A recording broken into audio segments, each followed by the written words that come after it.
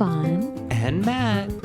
We're an interracial couple with 2 kids wanting to do something that highlights the power of friendship and what it means to be in the company of true friends.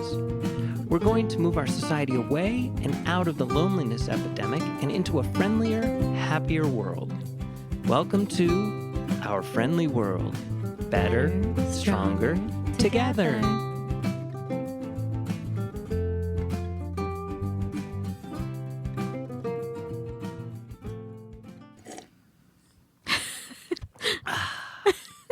Hello. Welcome back, everybody. Welcome to a friendly world. Our friendly world. With Fawn and Matt. Hi. Matt, what were we talking about the other day? Yes. We were talking about chicken soup. Chicken soup. Chicken soup guy. We got to step delicately, though, because I'm sure there's going to be copyright here somewheres. We don't want to cause any trouble. We don't want to cause no fuss. But, okay. How did we even start talking? I read an article. Well, no, but what led to our conversation about that? And I'm like, all right, we need to talk about this. It's something that I've been thinking about. You know, I read an article. But we were driving. We were? And we were talking about something, and then it led to that. What happened? Do you remember? I hate it when that happens. Yes, indeed. What led to that?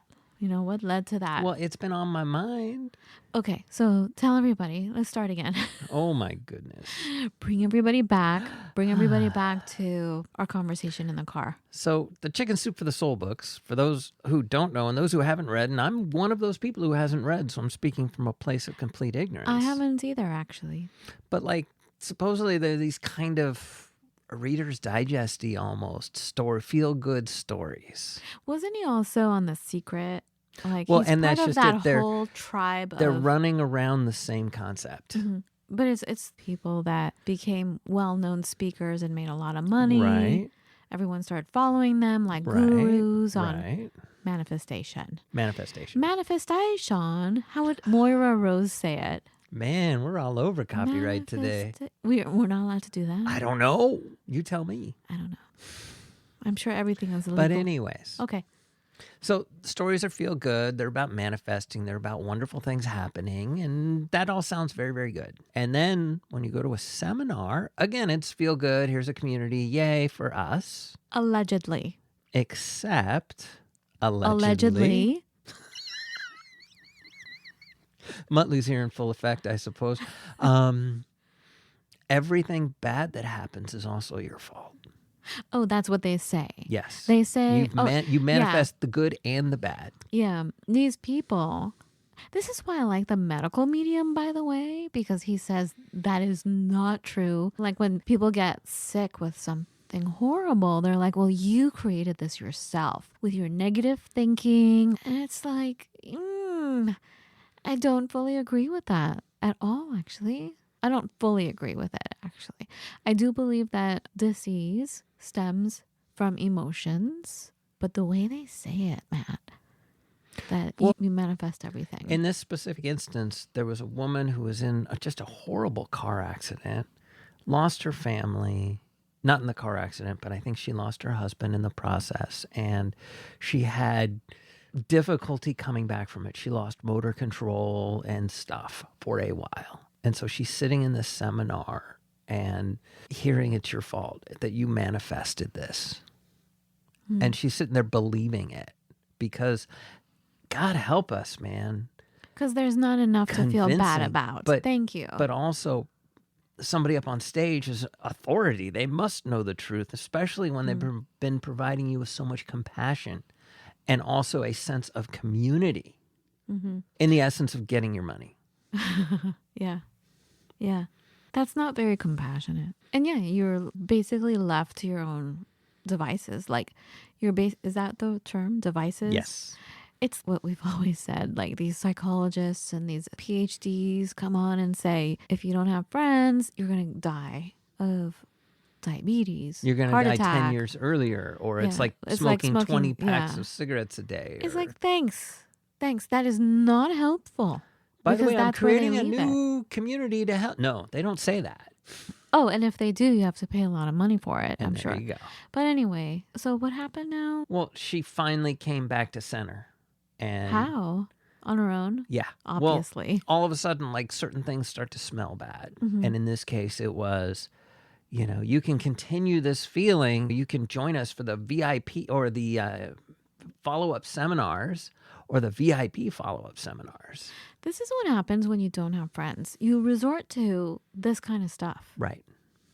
Out of desperation. Well, desperation and the thing is Allegedly. We see this in all kinds of different places and different religions and different thoughts. You offer gifts in faith with an expectation that when you tithe, for instance, which is one of the 5 pillars of Islam, for those of us who aren't aware of that, but that's every religion. But no, every religion. The fact it's one of the 5 pillars. It's not one of the 10 commandments. It's not one of, you're supposed to. Well, no, in the Jewish religion, you absolutely. But they're very strict on you give 10% of everything back. The commandments are the key cornerstone. Right. Okay. You don't ignore those. This is one of the 5 pillars of Islam. So, bam, is 10% to the poor. Period. Peace out. But the expectation is that you get back that 10% tenfold. But they never quite manage to tell you how you're getting it. But still, that is the thought. And that's been around forever. Meanwhile, and being co-opted. You always say when you gift someone, you should never think about how they use it or getting anything like a thank you even. Right. You're not supposed to judge. Which is very hard for me. You're not supposed... Wait, how do you say it? You're not supposed to judge? You're supposed to just let it go. Just let it go. No strings attached. No. If they want to regift it, if they want to sell it, you let it go. You're not supposed to have any charge on it. Right. It's not yours. Because as soon as you start setting expectations, you get let down, which is interesting, which has been in my headspace a lot lately. And it's like stepping into a moving river because there's a lot of moving pieces. But much like a gift, I think, I have a nasty habit of like almost in the realm of manifestation going, okay, I'm going to do this, but I know this is going to happen. And it's usually something bad back. Like perhaps I'll give them a gift and they won't be appreciative. Or I'll ask my kids to read a tiny little nothing and they won't do it. Or they'll do it, but they'll make me feel bad about it. But that's not a gift. Exactly. There's strings attached. You're asking for something. But that's then not again, a gift. am I manifesting? Am I not manifesting? I think we should, much like you shouldn't think of how you give a gift, this is overthinking way too much. If something has happened that is horrible, you should not be thinking, I made this happen. Just deal with what has happened. You have enough to worry about. Right. And be appreciative for anything that's in front of you. And move on. Forget these people and the whole manifestation thing. I feel like, and I started feeling this a few years ago on our show, actually. That's how I started feeling. Like I was just gonna. It's funny that sound just came out of my mouth, but I was going to come up with a word, but that sound came up. But that's precisely, I think, the feeling I have. It's like enough. It's too much contemplating one's navel. Like, get your head out of there and look around. You know what I'm saying? Get your head out of your whatever hole. Bass. Right? Exactly. And if you go, the saying is if you go looking for heaven or you go looking for hell, you'll find it. Now, having said this, I'm a huge manifestator. See, I would say I want to be less of a manifestor and more of a visualizer. Yeah, okay. All right. So same thing though. Is it? I'm going to disagree with you on that one. It's the same thing. No. Manifesting is I'm going to make this thing happen. Visualization is I'm going to imagine it has happened or it's about to happen. Same thing. I disagree again. Because the manifestators would say, well, you visualized it somehow on some level. You made it happen. You thought about it enough times to make it happen. Your soul vibrated a certain way to make that happen. See, I would say that a manifestor is using a muscle. Is it an arm muscle or a leg muscle? No, but it's like Visualization that. is a muscle. A visualization person is using an eye muscle, is using a muscle like the eye, no. not a muscle like the arm or the leg. You're using the brain, not necessarily your eyes. You're using your brain for all of it. But I'm saying, as far as if you think of who cares, Matt? This is exactly what we just said. It's overthinking. Who cares? Whatever. What are we trying to say here? What? Why are you looking at me like that? I'm offended. I'm sorry. I'm basically just gonna I'm gonna be visualizing good stuff happening, and I'm gonna be letting every other aspect of everything go.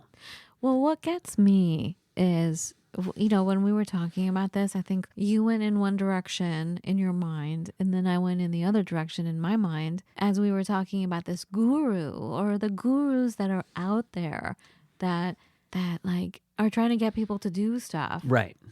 To inspire them or whatever, but it's usually like it involves money, and you have to you have to be part of this cliquey thing, and you have to have money, and it's a lot of hierarchy involved. Right. And if you don't do it, you don't believe, you get it. You feel don't like really an believe outcast. in what I'm telling you to believe. It's very dismissive to me. Dismissive, and you're right, cliquey. Yes, cliquey, absolutely. Dismissive. And in point of fact, allegedly, the founder of this chicken soup, his son called him a drug dealer.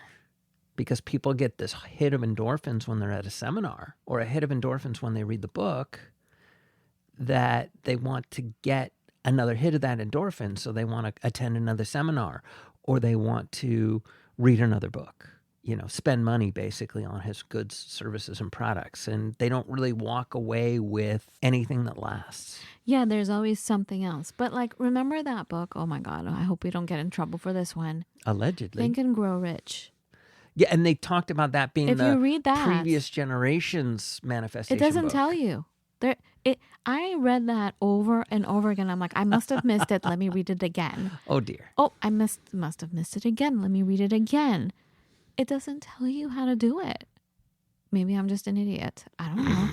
Well, you had to play the board game. No, I'm kidding. No, that was something else. No, this is Think and Grow Rich. Yeah, I know. There was a bunch of different products around that, too. That's not the rat race. You're thinking of rat race. I know, but there was a bunch of good services and products around Think and Grow Rich. Originally, when he wrote it, he wrote it in the 1800s or something, didn't he? No, not Think and Grow Rich. Think and Grow Rich is an old book. Yes, it is. No. I think it is. Okay. It doesn't matter. What I'm saying is, it's much like friendship.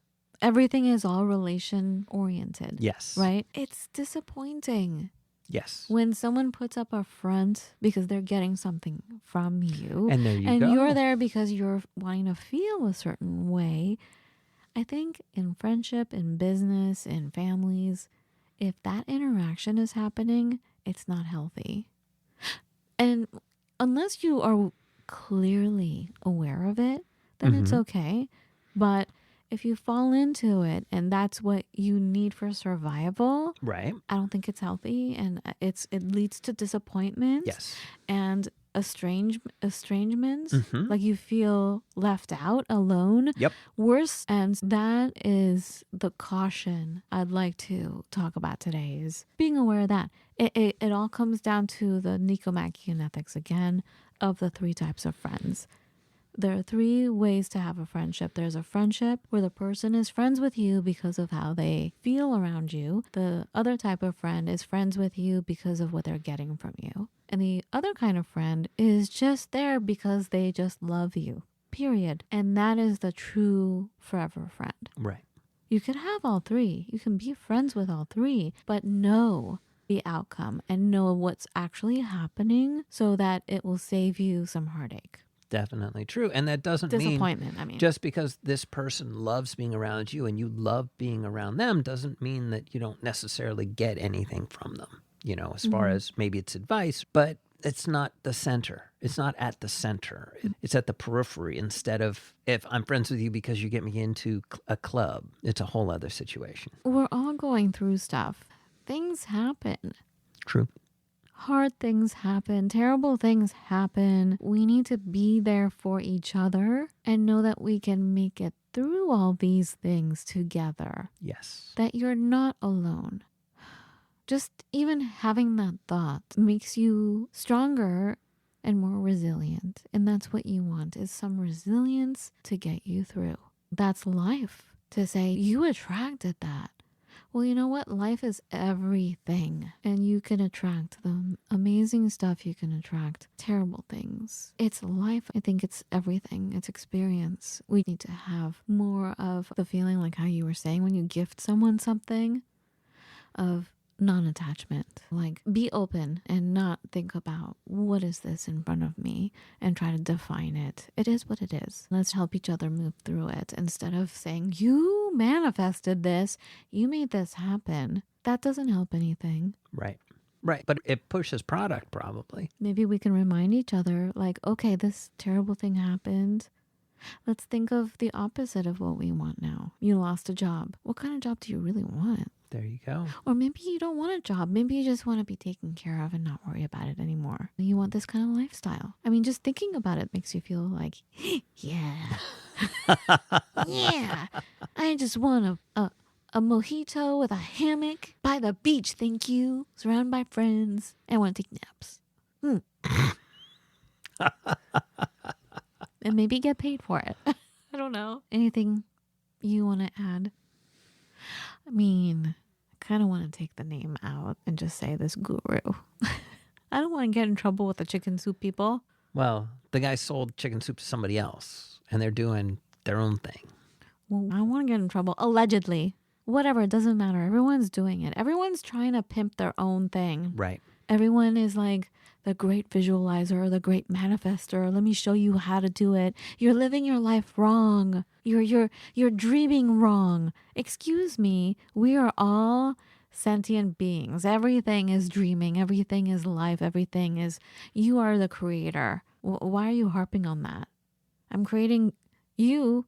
I don't want you telling me that I manifested some crap that I can't fix unless I go to your workshops. Well, now I'm going to unmanifest you, buddy. Bye. Oh, but okay. I'm not talking to you. Fair I'm just enough. saying, the people who try to sell you something or Right. try to befriend you in a way that says, you need me. Right. No, you're totally perfect the way you are with friends, not someone you need to go to for this help that says that you're not going to live a happy existence without this, whatever this is. Anyway, that's what I was thinking about. Yes. Things need to be more positive. That's all. We need to start focusing on a world of abundance rather than be fearful of a world of scarcity. Just a world of joy, right? Well, abundance is an abundance of happiness, an abundance of money, an abundance of joy, an abundance of... Abundance kind of scares me because I'm like, well, what if it's an abundance of trash? Well, you see, abundance of good things. See? That's why I said joy. Ah. Joy. Maybe I don't want joy. Whatever. Maybe All I right. want happiness. Fine. If you want some trash that makes you happy, whatever you want that makes you happy, I support Oh, that. see? An abundance of happiness. I hear it. All right. I'm going to go. We're going to go. If you need us, you know how to reach out to us, right? Okay. Go to the website. Email us. Have a beautiful every day. Yes. Have a joyful every day. Have a happy every day. Okay? We'll talk to you soon. Be well.